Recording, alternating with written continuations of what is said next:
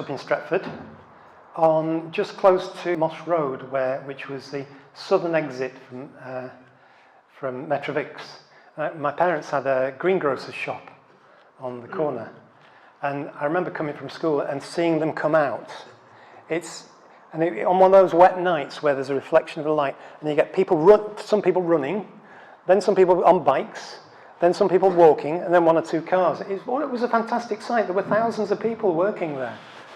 And these be the sort of flashes in the sky, which were from the factories. It was a really exciting place to be near. The Trafford Park has been the ancestral home of the De Trafford family. Trafford Park, well, in 1761 there was the Bridgewater constructed, which was also hugely important, and again deserves a longer tale of what happened there. But that certainly made a lot of money for the people who were transporting coal. And then the Manchester Ship Canal that we've also discussed briefly here. This was an 1830 engraving of Trafford Hall, but it was parkland, and I think I've got a picture of them here. That's what it looked like about 1910. This photograph was taken about 1901.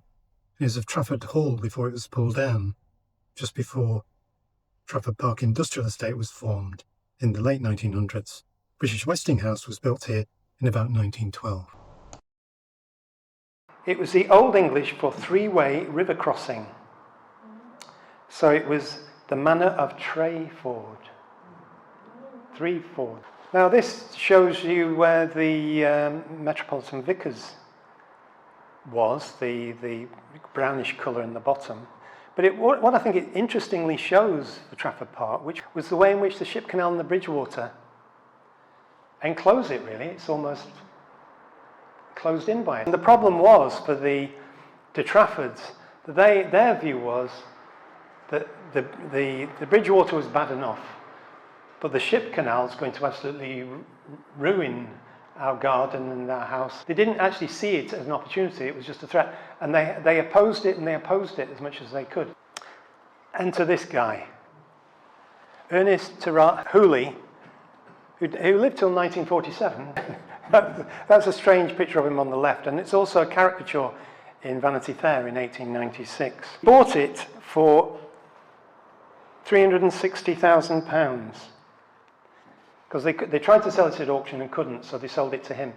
Ernest Hooley, the father of Trafford Park, was a dubious, risk-taking Victorian entrepreneur who oozed confidence and charisma. Despite his lavish lifestyle, 4 bankruptcies and time spent in prison, he always was able to bounce back smelling of roses.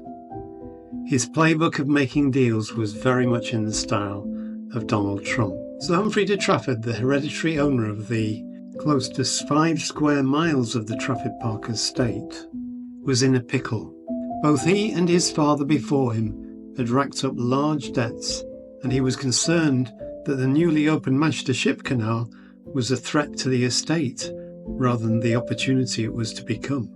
He failed to sell Trafford Park at an auction, but then sold it on June 23, 1896 to Ernest Hooley for £360,000, about £53 million in today's money. Within 2 months, Hooley started up a new company, Trafford Park Estates Limited. Hooley became chairman and a significant shareholder, selling the estate to it at a substantial profit to himself.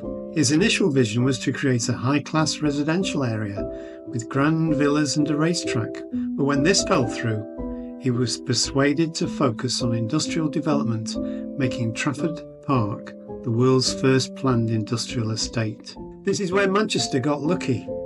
The man who persuaded Hooley, one Marshall Stevens, the general manager of the Manchester Ship Canal Company, went on to manage the Trafford Park estates until the 1930s. Hooley himself was less lucky. He was declared bankrupt in 1897, less than a year after he bought the Trafford Park estate. So are there any comparisons with Trump? Both Hooley and Trump bought and flipped companies and real estate. They had scandalous, lavish lifestyles, multiple bankruptcies, and survived a mass of lawsuits. Yet both have shaped cities, and in Hooley cases, made Manchester a manufacturing and technological powerhouse which we could well learn lessons from today. Here are two tables that give a timeline of Trafford Park's development. The first one shows from the origins of the Bridgewater Canal in the 18th century, its conversion to an industrial estate at the end of the 19th century, the Ship Canal, the industrial expansion that in the 1910s, 1920s, and to the wartime production, which was very important in the 1940s. The second table shows the decline of traditional industries in the 1970s, development of the Trafford Park Development Corporation that was established in the 80s to try and revive the area, which led to regeneration and redevelopment in the 1990s, and now what might be called continued modern development. The Old Trafford football ground is there. Can't see it very clearly. And the Old Trafford cricket ground, if you look at it, just to give a feeling for where they're at. Now, one of the things I tried to find out, they eventually moved it on to Dagenham in 1931. This is the plaque that the Ford Motor Company during the Second World War, 334,000 Merlin aero engines were constructed, which was on Barton Dock Road. So it was used for hurricanes, mosquitoes and Lancasters. So it shows how adaptable people can be when they're under real threat.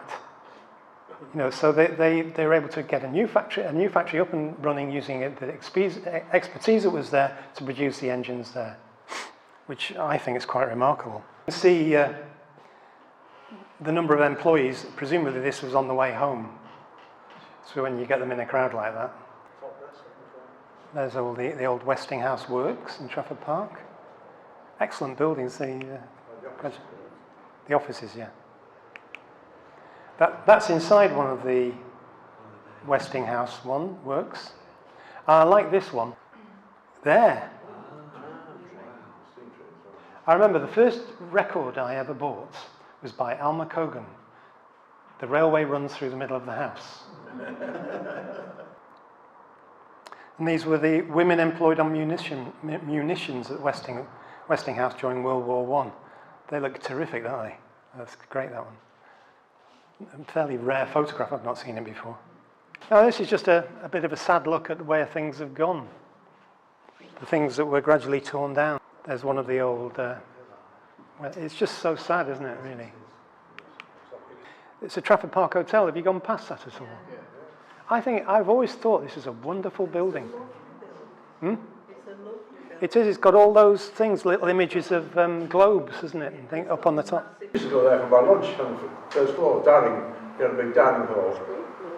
All the people I've talked to who've worked in Trafford Park or have seen on film talking about it, there is a lot of respect and feeling of loss.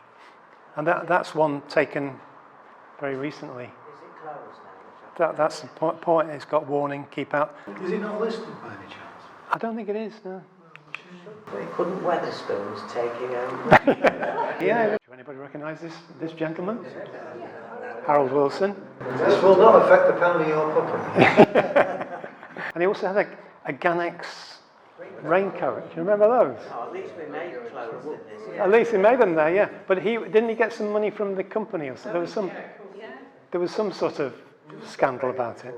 And this is, of course, one of the streets in. They were good houses, you know, they were well built. And again, people who've lived there say things like, "Oh, it was the happiest days of my life." I think there's a lot of similar talk in relation to the original Hume as well. People, when a place is gone and there's not been at least partly transformed into something else, or some of it there is a real sense of loss, and I think that's very much the case with Trafford Park as well. This was a little plaque about the Lancaster bomber parts built at Metropolitan Vickers, 156,000 missions, 287 miles per hour maximum speed, 4 Rolls-Royce Merlin engines. And that's people coming out of it. Is that the northern exit? It looks like it, doesn't it? Yeah, because you've got the big buildings nearby. People mainly know it for the shopping centre, don't they? Trafford Centre, yeah. And there are a lot of warehouses, which, I mean, warehouses is a use for them, but you need also productive factories as well.